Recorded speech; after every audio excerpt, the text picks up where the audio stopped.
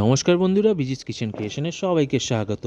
আজ আপনাদের সাথে শেয়ার করতে চলেছি মেটে চচ্চড়ি, চিকেন মেটে চচ্চড়ি, মানে মুরগির মেটে চচ্চড়ি। বেসিক্যালি মুরগির মেটে চচ্চড়ি শুনলে অনেকে বলবে এ বাবা, এটা কেউ খায় নাকি? কিন্তু একবার আমার এই রেসিপিটা ফলো করুন, তারপর খেয়ে দেখুন, তারপর কমেন্ট করে জানান। অনেকে হয়তো বলবেন না বাবা, মুরগির মেটে চচ্চড়ি, মুরগির মেটে আমরা খাই না, আমরা বাবা খাসির মেটে খাই। খাসির মেটে খান তো খান, কিন্তু একবার ট্রাই করতে কী যায় আছে? বেশি তো আর দাম হবে না, কত নেবে? হার্ডলি 50 টাকা নেবে। তো 50 টাকা একবার ওয়েস্ট করেই দেখতে পারেন, আমার রেসিপিটা ফলো করে দেখতে পারেন। হ্যাঁ, একটু স্পাইসি হবে কিন্তু ভালো হবে। তার জন্য আমি কি করব, প্রথমে তেলে এরকম ডুমো ডুমো করে আলু কেটে ভেজে নেব লাল লাল করে। তারপর সেই তেলেই কিন্তু আমি দিয়ে দেবো 4টে এলাচ, গোটা জিরে, সেটা ফোড়নে একটু দিয়ে নেব। আর এলাচগুলো কিন্তু ফাটিয়ে দেবেন, নাহলে বোমের মতন ফাটবে। তারপর এটাকে একটু নাড়াচাড়া করে এখানে দিয়ে দেবো কুচনো পেঁয়াজ, সেটাকে আমি ভালো করে ভাজবো। অতি অবশ্যই কিন্তু ভালো করে ভাজবেন। দেখতেই পাচ্ছেন পেঁয়াজের স্লাইসগুলো একদম পাতলা পাতলা করেছি, খুব একটা মোটা না, একদম রাফলি কাট করে নিয়েছি। আপনারা যেরকম খুশি করতে পারেন, চপ করে নিতে পারলেন, ফাইনলি চপ করে নিতে পারেন। আমি রাফলি কাট করে নিয়েছি, একদম রাফলি রান্না করছি তাই রাফলি কাট। পেঁয়াজটা যখন ভাজা ভাজা হয়ে আসবে, তখন দিয়ে দেবো আদা আর রসুন 1 চামচ করে। আর যতক্ষণ কাঁচা গন্ধটা না চলে যাচ্ছে, ততক্ষণ এটাকে ভালো করে নাড়ানাড়ি করে নিতে হবে। যখনই এটা মোটামুটি কাঁচা গন্ধটা চলে যাচ্ছে, তেল ছেড়ে আসছে, অ্যাড করে দেবো মুরগির মেটেগুলো। আমি কিন্তু এখানে কোনো আর মুরগির মেটে ছাড়া আর কোনো কিছু ব্যবহার করিনি। অনেকে স্টমাক, গলা, মাথা অনেক কিছু ব্যবহার করে, বাট আমি শুধু মেটে ব্যবহার করেছি এখানে, অনলি দ্য লিভার, আর কিছু নেই।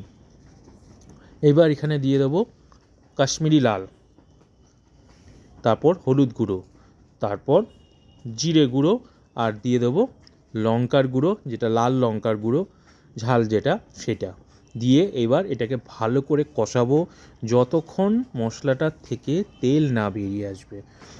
আর এখানে কিন্তু গ্যাসের ফ্লেমটাকে একটু লো করে নেবেন। আর যদি মনে হয় যে লেগে যাচ্ছে নিচে, তখন কি হালকা একটু জলের ছেটা দিয়ে নেবেন। আমার এখানে লেগে যায়নি, অনেকের বলে যে লেগে যায়, মশলা পুড়ে যায়, হালকা একটু জলের ছিটা দিয়ে নেবেন, কিচ্ছু হবে না।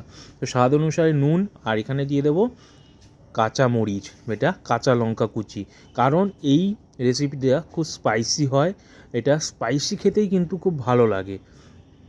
এই মেটে চচ্চড়িটা খুব স্পাইসি লোকে খায়, আমরা খেয়ে এসছি, তার জন্য এই রেসিপি দেখাচ্ছি। যদি আপনাদের মনে করেন যে স্পাইসিটা ভালো লাগছে না, তাহলে দেবেন না। আর যতক্ষণ এটা একটু রান্নাটা হচ্ছে, ততক্ষণ আমার চ্যানেলটাকে প্লিজ সাবস্ক্রাইব করে দিন, শেয়ার করে দিন, লাইক করে দিন, আর প্লিজ কমেন্ট করে জানান কেমন লাগছে আমার সব রেসিপিরা।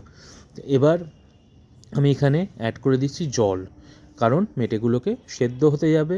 আর যত ভালো সেদ্ধ হবে, তত ভালো মশলাগুলো ভেতরে ঢুকবে, যতটা নরম হবে ততটা খেতে কিন্তু ভালো লাগবে। এটা কিন্তু আপনারা অনায়াসে রুটি দিয়েও খেতে পারেন, ভাত দিয়ে খেতে পারেন, যেটা ইচ্ছে আপনার সেটা দিয়ে খেতে পারেন। খুবই আলাদা, খুবই রকম খেতে। দেখতে পাচ্ছেন ফুটছে টকবগিয়ে। এবার আমি আগে থেকে ভেজে রেখেছি যে আলুগুলো, সেগুলো এখানে আমি দিয়ে দেবো। আলুগুলোকে দিয়ে ভালো করে নাড়াচাড়া করে নেব, খুব সুন্দর করে। আমার একজন বয়স্ক দাদু সাবস্ক্রাইবার আছে, উনি আমাকে বারবার বলেন, কমেন্ট করেন যে আপনি শুকনো লঙ্কা প্রচুর ব্যবহার করেন, কিন্তু না, আপনি একটু ভালো করে দেখবেন। এটা শুকনো লঙ্কা খুব বেশি ব্যবহার করি না, ওটা কাশ্মীরি লাল, ওটা শুকনো লঙ্কা না। এবার আমি একটু ধনেপাতা দিয়ে দিলাম, ধনেপাতা কুচি, খুব সুন্দর একটা ফ্লেভার আসবে। তারপর দিয়ে দিচ্ছি গরম মশলা, কারণ আমার রান্নাটা কিন্তু একদম কমপ্লিট হয়ে এসেছে। হ্যাঁ, যেখানে ছিলাম, আমার একজন বয়স্ক দাদু সাবস্ক্রাইবার, তিনি বলেন শুকনো লঙ্কা, উনি খুবই একটা দুটো করে কমেন্ট করেন, ভালো লাগলে ভালোই বলেন, খারাপ লাগলে খারাপ, কিন্তু উনি সবসময় বলেন শুকনো লঙ্কা বেশি।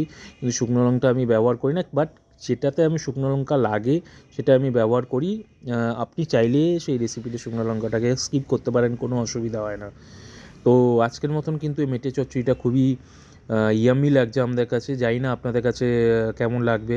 আর যারা পছন্দ করেন না তারা খাবেন না, কিন্তু বলবো একবার অনুরোধ যে একবার ট্রাই করুন। তো আজকের মতন বন্ধুরা বিদায় নিয়েছি। খুব ভালো থাকবেন, সুস্থ থাকুন, সবাইকে ভালো রাখবেন। আর প্লিজ কমেন্ট করে জানান কেমন লাগছে, আর কোনো রেসিপি যদি আপনারা জানতে চান প্লিজ সেটাও জানাবেন। ততদিনের জন্য আপনারা ভালো থাকুন, সুস্থ থাকুন, সবাইকে ভালো রাখুন। শুভরাত্রি।